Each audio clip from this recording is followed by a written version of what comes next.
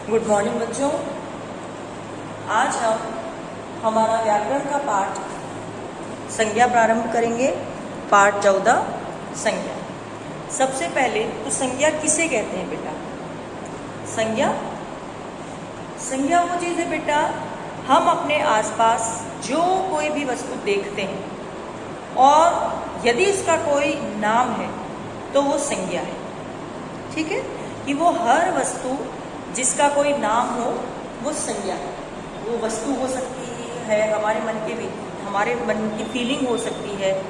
ठीक है, एनिमल हो सकता है, हम इंसान हो सकते हैं, वस्तुएं हो सकती है, स्थान हो सकता है, हमारे मन के भाव हो सकते हैं। तो वो प्रत्येक चीज़ जिसका नाम हो वो संज्ञा। ठीक है, और बिना नाम की दुनिया में कोई चीज़ नहीं। यदि कोई वस्तु है दुनिया में तो उसका कोई ना कोई नाम बेटा होगा। तो वही नाम वाले शब्द संज्ञा कहलाते हैं। कि जब तुमने कहीं फर्स्ट क्लास में पढ़ा होगा तो ये सिखाया गया होगा कि नाम को बताने वाले शब्द संज्ञा होते हैं, है ना। वो पाठ ही नाम वाले शब्द होता है। तो वही नाम वाले शब्द हर वस्तु दुनिया में संज्ञा है। ठीक है, अब देखो संज्ञा किसे कहते हैं? किसी व्यक्ति, वस्तु, स्थान या भाव के नाम को संज्ञा कहते हैं। संज्ञा किसे कहते हैं बेटा? किसी व्यक्ति,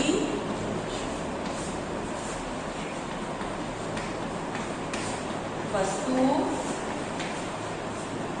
स्थान या भाव के नाम को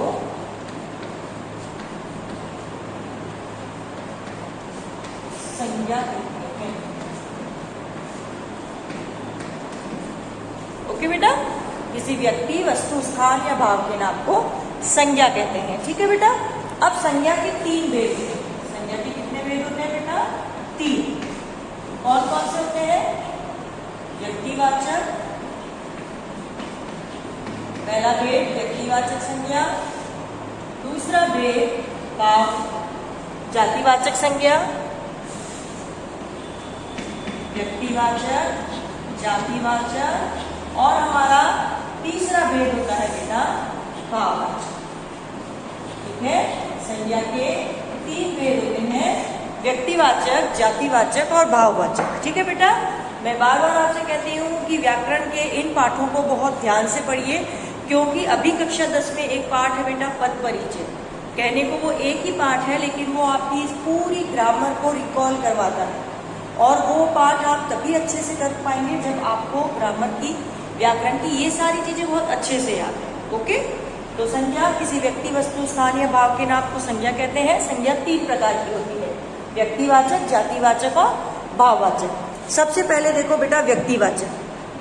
वे संज्ञा शब्द जो किसी व्यक्ति विशेष, वस्तु और स्थान के नाम का बोध कराते हैं, विशेष का, है ना, उसे व्यक्तिवाचक संज्ञा कहते हैं। जैसे नेहा, शीनू, मीनू तीनों दोस्त हैं। वे दिल्ली शहर में रहती हैं और आज वे अपनी अध्यापिका के साथ यमुना के तट पर पिकनिक मनाने गई थी। अध्यापिका ने उन्हें बताया कि यमुना के तट पर श्री कृष्ण अपनी बाल लीलाएं करते थे। पिकनिक पर जाकर तीनों सहेलियों को बहुत खुशी महसूस हुई। ठीक है, अब यहाँ पर शीनू, मीनू और नेहा ये तीनों नाम है, व्यक्तिवाचक संज्ञा है। दिल्ली ये भी स्थान का नाम है, व्यक्तिवाचक संज्ञा है। यमुना ये एक नदी विशेष का नाम है, ये भी व्यक्तिवाचक संज्ञा है। और कृष्ण भगवान का नाम है, ये भी व्यक्तिवाचक संज्ञा है। तो क्या बेटा कि यदि किसी विशेष व्यक्ति का, स्थान का नाम हो तो वो किसमें आता है? व्यक्ति विशेष,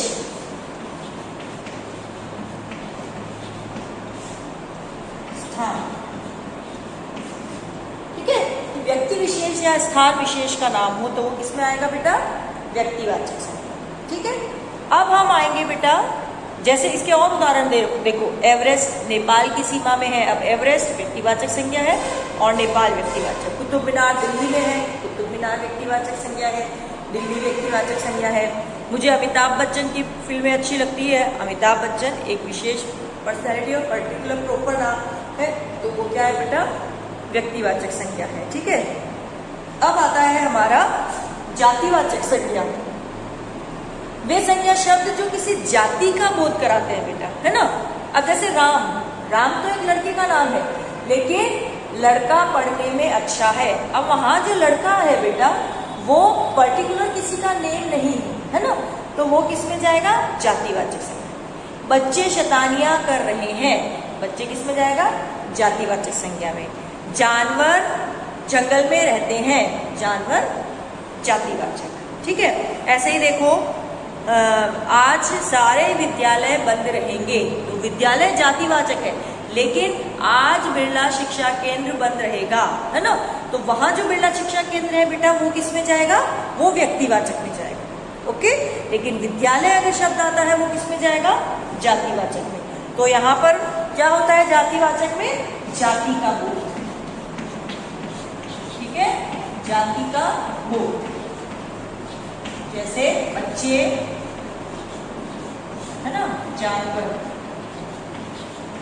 व्यक्तिवाचक में दिल्ली, सच्चे। ओके, ठीक है। तीसरा हमारा प्रकार आता है बेटा भाववाचक संज्ञा। भाववाचक संज्ञा वे संज्ञा शब्द जो किसी अवस्था या भाव का बोध कराते हैं। अवस्था हमारी फिजिकल हो सकती है ना, वातावरण की हो सकती है, और भाव हमारे मन के जो भाव होते हैं वो हो सकते हैं बेटा। ठीक है, अब जैसे ईमानदारी का फल अच्छा होता है, ईमानदारी फील की जाने वाली चीज है बेटा, है ना, तो ये क्या है, गुण होता है हमारा। ओके, तो ये क्या है, भाववाचक संज्ञा। उसका स्वास्थ्य आजकल अच्छा नहीं रहता, भाववाचक संज्ञा है। ठीक है, और आम में बहुत मिठास है, वो जो मिठास है वो भाववाचक संज्ञा है। आपसे मिलकर मुझे प्रसन्नता हुई, वो प्रसन्नता बेटा भाववाचक संज्ञा है। ठीक है, हरियाली देखकर मेरा मन खुश हो गया, तो हरियाली भाववाचक संज्ञा है। ठीक है, क्रोध मनुष्य का परम शत्रु है, क्रोध हमारे मन के भाव है बेटा, वो भाववाचक संज्ञा है। ठीक है, बचपन में गांधी जी बड़े शर्मीले बालक थे, तो बचपन अवस्था है। युवा अवस्था में प्राय लोग अपनी राह से भटक जाते हैं, युवा अवस्था है भाववाचक संज्ञा। ठीक है बेटा, अब इसमें क्या होता है, अवस्था या भाव, अवस्था या भाव, जैसे बुढ़ापा और हरियाली। ठीक है, ओके, तो ये हमारे बेटा संज्ञा, किसी व्यक्ति वस्तु स्थान या भाव के नाम को संज्ञा कहते हैं। संज्ञा के 3 प्रकार, व्यक्तिवाचक, जातिवाचक और भाववाचक। ठीक है बेटा, संज्ञा के इन्हीं 3 मुख्य रूपों के अलावा बेटा कभी कभी संज्ञा के कुछ और प्रकार बताए जाते हैं, जिसमें से एक है बेटा द्रव्यवाचक संज्ञा, जिसको आप इंग्लिश में पढ़ते हैं मटीरियल नाउन, है ना। द्रव्यवाचक संज्ञा आपका इंग्लिश का मटीरियल नाउन, कि हमें पदार्थों का जो बोध कराता है, वो पदार्थों के नामों का जो बोध कराते हैं वो द्रव्यवाचक संज्ञा है।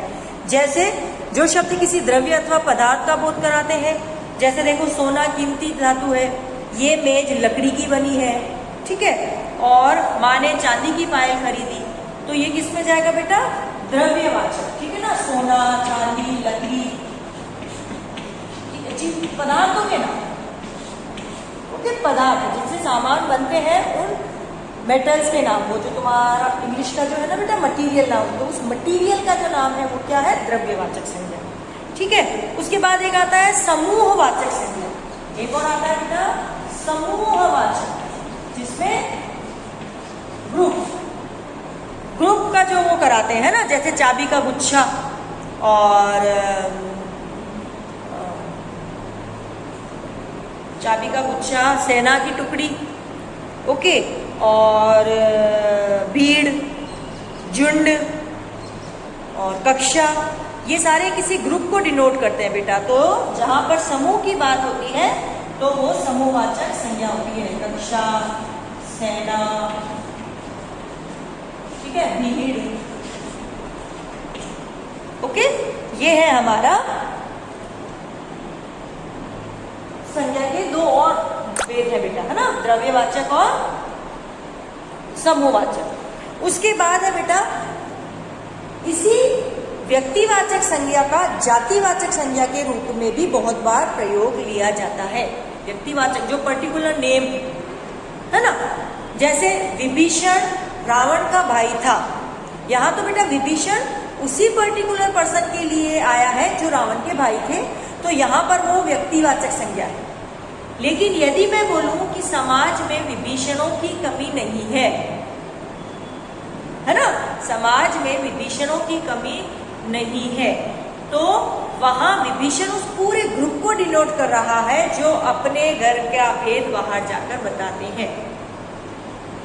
ओके, ऐसे व्यक्तियों के लिए प्रयोग में लाया जाता है। ऐसे हरिश्चंद्र, राजा हरिश्चंद्र अपने सत्य के लिए प्रसिद्ध थे, लेकिन अब जो भी सत्यवादी होते हैं उनके लिए भी शब्द आता है कि आज के समय में हरिश्चंद्रों की कमी है, मतलब सत्य बोलने वाले लोगों की।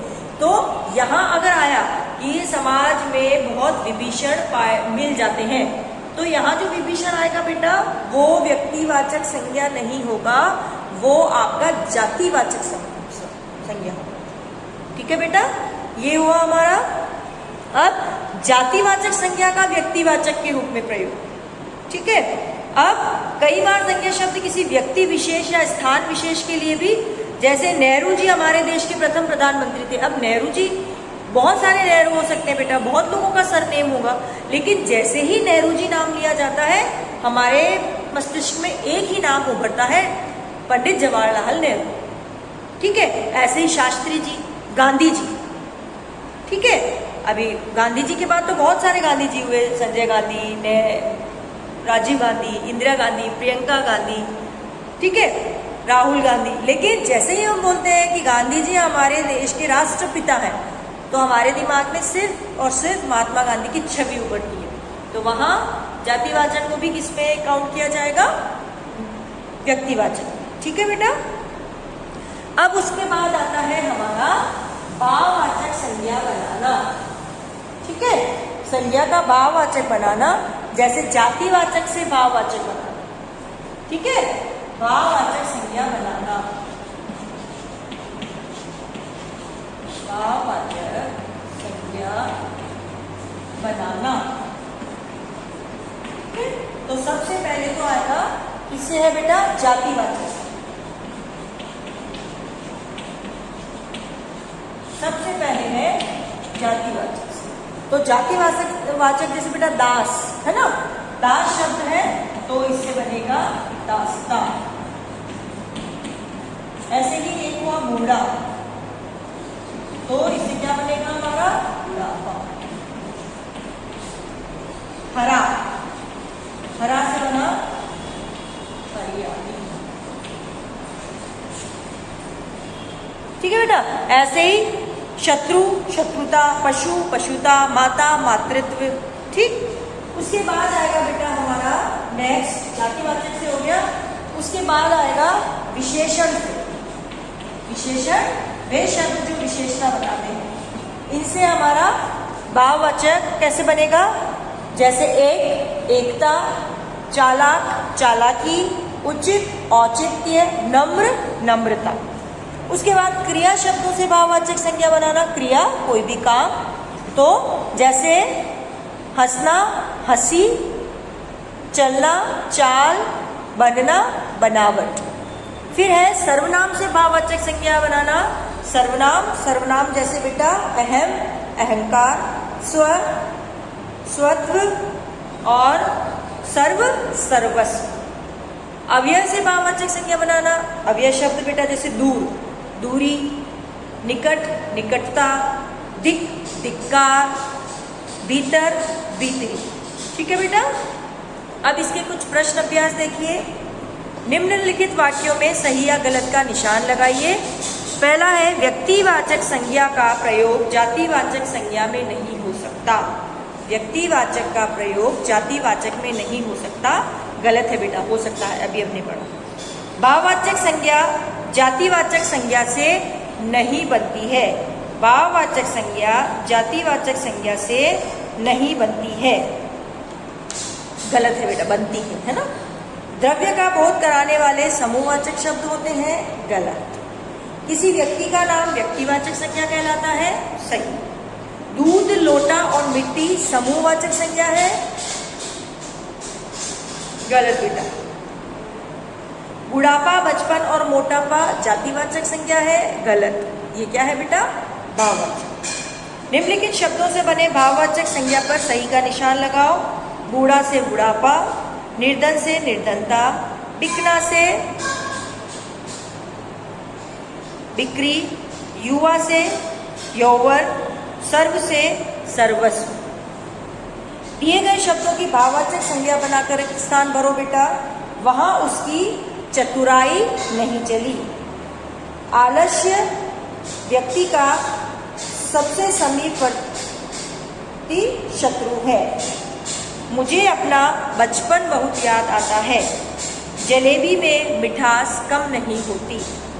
रामधन को प्रत्येक काम में सफलता मिल रही है। अब संज्ञा को उसके भेदों के अनुसार छांट कर लिखना है बेटा। व्यक्तियों के नाम व्यक्तिवाचक में, जातियों के नाम जातिवाचक में और मन के भावों का नाम भाववाचक। कोष्टक में दिए गए उचित शब्दों से रिक्त स्थानों की पूर्ति करो। भारत के वीर सपूतों ने देश को स्वतंत्र कराया। क्रोध में आपा नहीं होना चाहिए। क्षमा वीरों का आभूषण है। स्वामी विवेकानंद हमारे पथ प्रदर्शक हैं। अपने साथ देश के लाभ और सम्मान पर हमें ध्यान देना चाहिए। निराला ने प्रेम में कहा, गुलाम देश में सभी शूद्र हैं। ठीक है बेटा, ओके। रोष में कहा, गुलाम देश में सभी शत्रु हैं। ओके बेटा, अब निम्नलिखित शब्दों का वाक्यों में प्रयोग आप करेंगे। आपको इस पाठ के प्रश्न अभ्यास 1, 3 और 7, प्रश्न अभ्यास 1, 3 व 7 कॉपी में कीजिए। ठीक है बेटा।